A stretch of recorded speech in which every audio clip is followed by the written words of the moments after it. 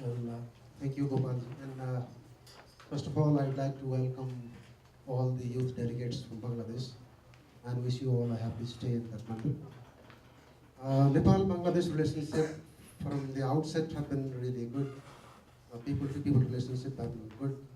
I was at one time admirer of Nepali program run by Radio Bangla. That time I used to live in Palpa, Western Nepal. And one of the radios that was very popular among our colleagues was the Nepali program of Radio Bangladesh. Well, as far as the economic relationship between Nepal and India, Pakistan, Bangladesh is concerned, uh, because of the connectivity problems, the trade was very poor in the past. In course of time, as the Fulbari-Bangla connection, Kankar-Bitta, Fulbari-Bangla connection was improved. It was not that good in my time when I was finance secretary. I personally visited the Fulbari-Bangla border point. The transshipment of goods from Nepal to Bangladesh was very difficult, and so is the case. So was the case with goods coming from Bangladesh to Nepal. The trucks used to join their backs, and the goods used to be offloaded and then unloaded, and it was transited to Bangladesh. In these 6 years since I left Ministry of Finance, things have improved. Now I think Nepali trucks can go up to 2 kilometers into the Bangladeshi territory. Bangladesh also has built the ICD, Inland Container Depot, that essentially is built with the purpose of improving trade relationship with Nepal. The only country with which Nepal had a trade surplus during my time was Bangladesh, because Nepal used to be exporting wheat and lentils, and there was hardly any import from Bangladesh. Now, in these 6 years, there has been dramatic change in the exports from Bangladesh to Nepal. Pran has been a household name in Nepal nowadays. The juice, their biscuits, the confectionery. Bangladeshi pharmaceuticals have been world-class companies. They have been exporting medicines to Nepal. So in these 6 years, the trade balance, I think, has gone in favor of Bangladesh. Well, the trade balance between two good friends is not really an indicator of the friendship itself. Sometimes it can be in favor of Nepal, sometimes it can be in favor of Bangladesh. We should take it as good development. The point is that the volume of trade should go up. One is because of the connectivity. The railway connectivity has not improved yet. We kept on talking about two different points. It was Radhikapur, I think, and Petrapol, Benapur. Both of those connectivities have not improved yet in South Asian Sub-Regional Economic Cooperation, in which I was one of the members and was negotiating with India, Bangladesh, and other countries in South Asia, particularly Bhutan. To improve the connectivity among these four countries, Nepal, Bangladesh, Bhutan, and India, SASEC started from 2004 onwards, has made some improvement, but on the railway connectivity, there has been a lot of talk, but nothing yet has happened. Road connectivity has improved, but it is not up to the mark, and there are a lot of barriers, procedural barriers. But for the future, the scope I see is not only in the commodity trade, where Nepal has a lot of prospects for exporting apples, fruits grown in the Himalayan region, even the meat items, whereas Bangladesh is already a growing manufacturing hub in garment, pharmaceuticals, in mechanical industries as well. They have been picking up. So we can have a really good relationship and have a commodity and goods with each of us to export and to also import. The scope I see is in the hydropower development of Nepal, and then energy export to Bangladesh. Bangladesh is in dire need of energy, although they have increased the production. For that, the transmission link, the direct transmission link dedicated transmission link between Bangladesh and Nepal is missing. Even today, we have not started any dialogue on having the transmission link. There was a problem between India and Bangladesh in the past. Now they have done it. One transmission link is complete. Bangladesh has been importing energy from India. Why can't Bangladesh import energy from Nepal? They would. Bangladesh investors, Bangladesh ministers. I was in Dhaka in November, and all of the high-ranking officials and ministers I met were very keen to see that Bangladesh is invest in hydropower development in Nepal and then import energy back to Bangladesh. So there is a gain for us to make in not only in the trade of commodities, but also in the case of trade in services and people-to-people contact. In the case of the people-to-people contact, of course, it has been remarkable all the time, but I was just now talking to Excellency Ambassador that the bus connectivity between Kathmandu and Dhaka is something that we desperately want, not only from the point of view of getting more tourists from Bangladesh, but also from the point of view of making our students move easier, go to Bangladesh easier.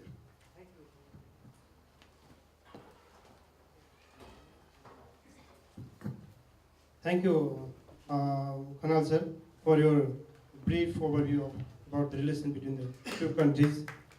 For the benefit of the students, because I want to put a small additional question on that. What are the major three problems that Nepal is facing to enhance export to Bangladesh? Because when we talk about trade relations, there are issues confronting between the two countries. So if you talk about three issues, three major problems, they will benefit and understand, try to conduct research from that level so that they will also understand deeply in future, and also other participants will know as to how we can move ahead. So small question, second one. Well, out of three, the most important is transport connectivity.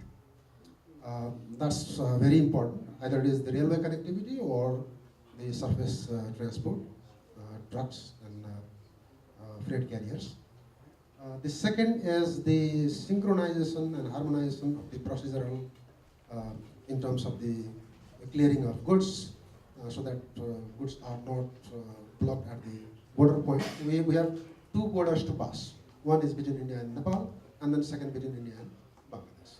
In each of the borders, there are so many barriers. So that's the pressure. Third is we also will have to bring about harmony in the quarantine processes. Because the quarantine is not only between India and Nepal and Bangladesh, it is also between India and Bangladesh and between India and Nepal. So these are three things I think I see as important for promoting the trade in commodity. Not in the case of the promoting trade in services. For trade in services, you need to talk about the high voltage transmission link, dedicated high voltage transmission link. And along with that, synchronization of the power, because our power goes at certain megahertz, Bangladesh has certain hertz. So that needs to be synchronized. Thank you, sir, for your clarification and the issues that we are facing. Now I come back to Mr. Purushottam Oza, who has been in the Nepal government office for more than 25 years and has worked in trade sector. He knows how economy functions. So the three problems that he mentioned, can you elaborate as to how we can move further to resolve such issues so that our relations and economic benefits will be enhanced additionally compared to what we have today? Thank you, Gopalji, for the questions. First of all, I would like to thank the organizer for this opportunity to participate in this discussion forum, NBYC. Actually, a lot of things have been said by my friend Rameshwar Khanalji. What I see that Nepal and Bangladesh, although we are located in a proximal distance, in proximity, the trade has not been developed commensurate to our proximity in distance and the size of economy. And the trade figure that we have seen in the past, it has become erratic. Sometimes it is surplus for Nepal, sometimes it is surplus for Bangladesh. The main reason behind this is the dependency over a small number of products. Because we mostly import Actually, if you see the trade figure over the last few years, the number of product we import from Bangladesh is much higher than the number of product that we export. And our exports are mostly confined in lentils, as Rameshwarji has pointed out, lentils, wheats, and to some extent these medicinal plants and something like that. So whenever there is, you see, decline in the production of these particular commodities, then we lost our export. And in the past, what we have seen that we import fertilizers from Bangladesh in quite large quantity. So whenever we get this product from Bangladesh, we get more, you see, import. So in this way, actually the trade figure is seems to be more erratic.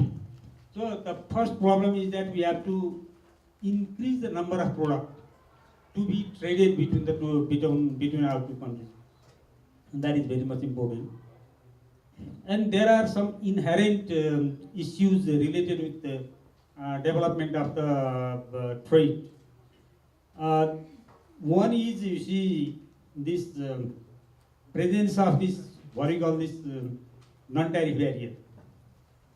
There are so many, you see, barriers. It is related to quarantine, it is related to food test, it is related to transportation and connectivity, as Rameshwarji has highlighted. This is one of the areas that we have to look at. And second, it is about, you see, even the tariff barrier is high, in the sense that whatever the product we are supposed to export to Bangladesh, and whatever the Bangladesh is supposed to export to Nepal, we have put all these list this product in the sensitive list under SAFTA. We are a member of SAFTA and domestic FTA. But under the SAFTA agreement, we have maintained, Bangladesh as well as Nepal has maintained a quite long list, large number of products in the sensitive list. That means it does not go for tariff liberalization. That means the tariff will not be reduced for this product. So for example, we have potentialities of exporting agricultural product, fruits, vegetables,